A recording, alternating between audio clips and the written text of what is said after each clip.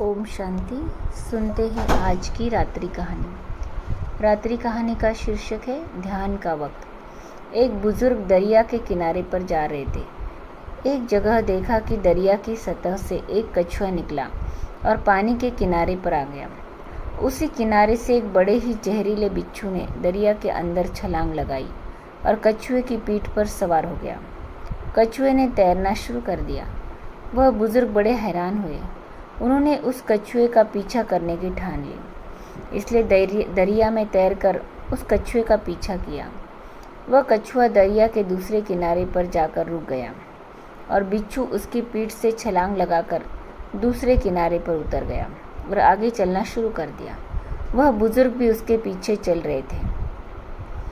आगे जाकर देखा कि जिस तरफ बिच्छू जा रहा था उसके रास्ते में एक मालिक का बंदा बड़े ध्यान में आंखें बंद कर मालिक की याद में लगा हुआ था।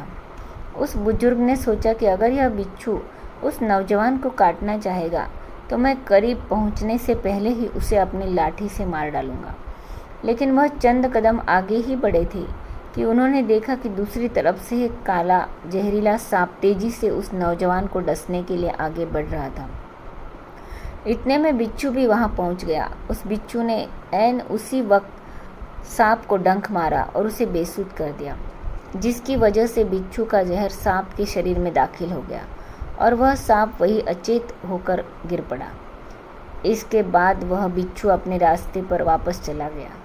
थोड़ी देर बाद जब मालिक का बंदा उठा तब उस बुजुर्ग ने उसे बताया कि मालिक ने तेरी मदद के लिए कैसे कछुए को दरिया के किनारे लाया और कैसे उस बिच्छू को कछुए की पीठ पर बिठाकर सांप से तेरी रक्षा करने के लिए भेजा। वह मालिक का प्यारा उस अचेत पड़े सांप को देखकर हैरान रह गया। उसकी आंखों से आंसू निकल आए और वह आंखें बंद कर अपने मालिक को याद कर शुक्र अदा करने लगा।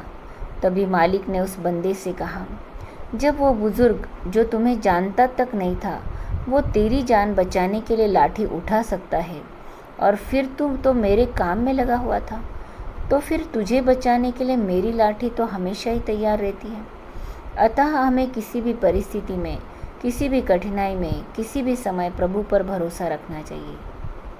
बचाने वाला है भगवान। अच्छा, ओम शांति।